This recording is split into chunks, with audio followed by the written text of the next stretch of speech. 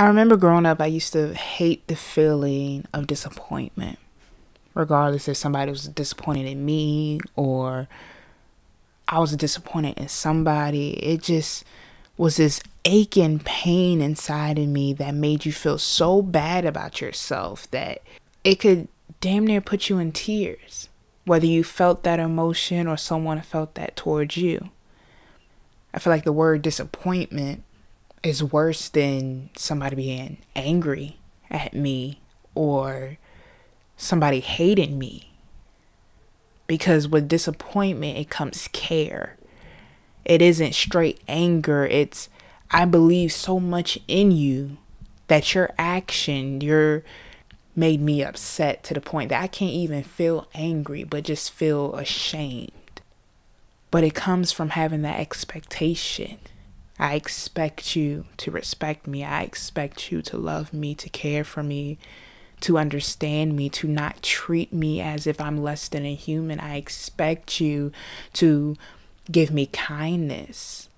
I expect you to give me the bare minimum. And when we think about the bare minimum, it's hello, how are you doing? Excuse me. I'm sorry. The bare minimum is holding the door for somebody or not interrupting somebody in a conversation. We expect these things from people regardless of who they are, regardless if we know them or if we don't.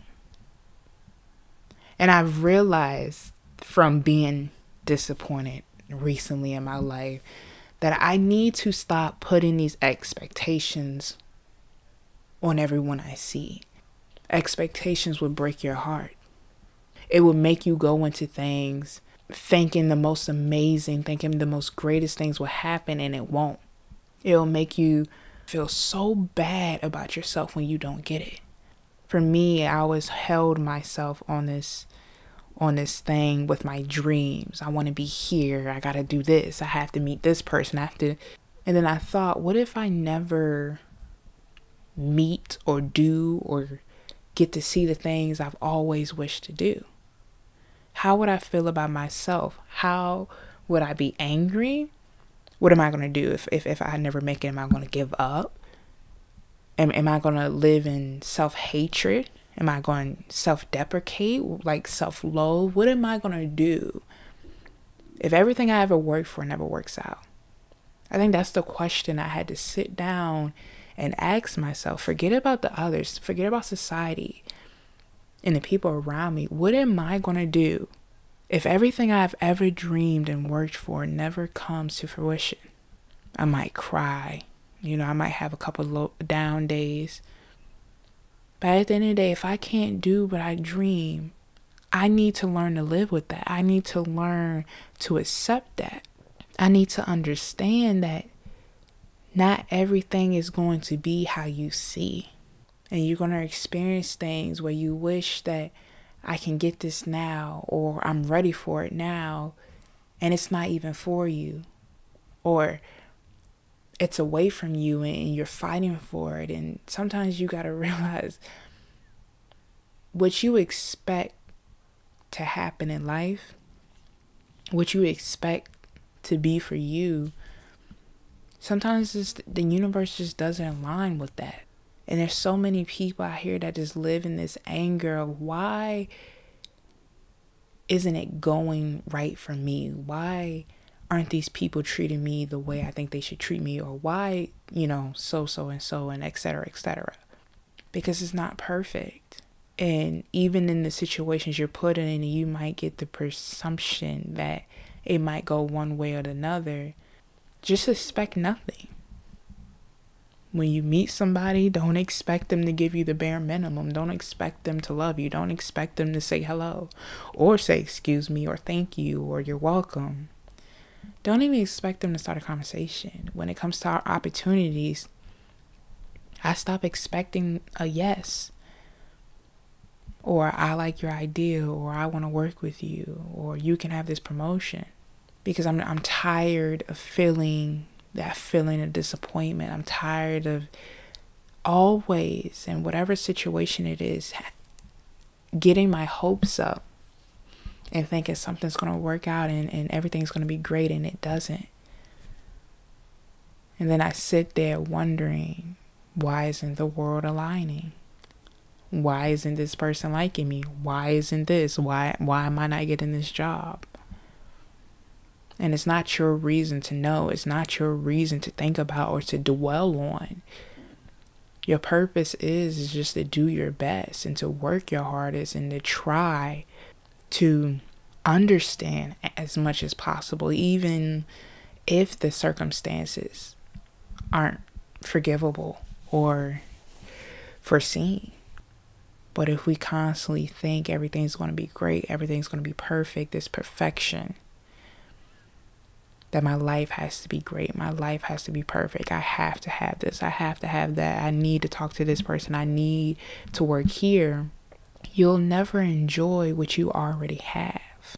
All you will do is get into situations and just judge and frown and be upset that they aren't what you want them to be, but life just isn't that.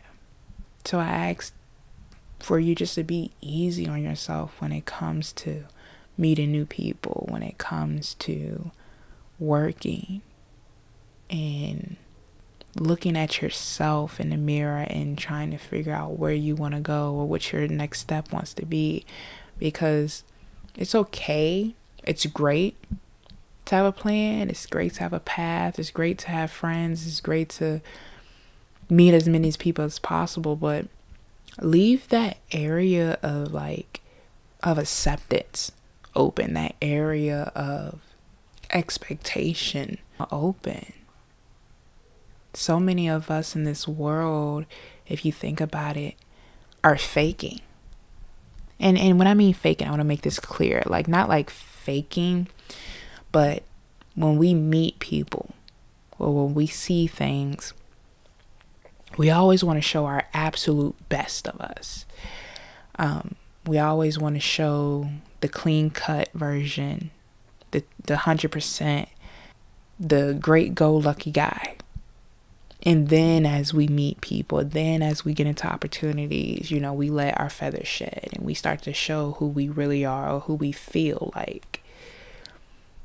And I think if we allow people to show how are they feeling and what is lying up under the jacket on the first impression instead of on the 10th attempt, then a lot of us will look at the world a lot differently.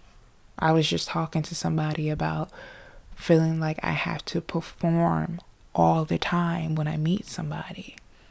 I feel like I either have to lessen myself or do everything I can to not show myself, instead of just letting people just see me for who I am and authentically meet me and love me or choose for themselves whether or not if they want to accept my energy or accept my loudness, my personality, me.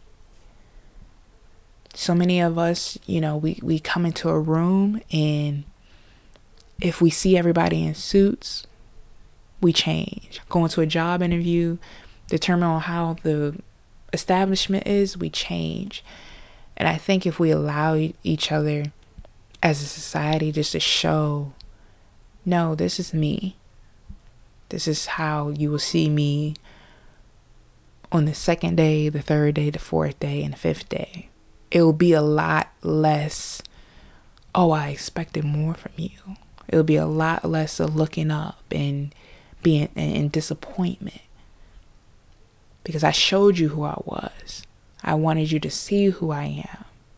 So there should be no disappointment. There should be no expectation, because I show you my heart on the first day. I didn't give you the presumption that I was going to be this millionaire. I didn't give you this presumption that I was going to be a doctor. No, I showed you my true dreams and my heart and my love that I have. And I let you decide if that is something you want to be a part of. I don't want anybody to feel disappointed in themselves because they didn't show up, because they didn't show out or do something or were great or they never made the goals that they ever wanted to make. I don't want you to sit there and dwell on all those dreams you ever made, or all those people you ever wanted to meet and talk to and you never did because life hit. There's just going to be times where no matter how hard you work, no matter how hard you fight, it's just not going to happen. But if you keep sitting there and expecting it to be something great, you will never be able to appreciate the milestones it took you to get there. Because all you had was your mind on the end goal and not appreciate the journey. Allow yourself to appreciate those obstacles, to appreciate those humps in the road, to appreciate the flaws in people. That it's not a black and white world. It isn't great or poor. It's complicated. And that we need to appreciate the complicated parts of our journey.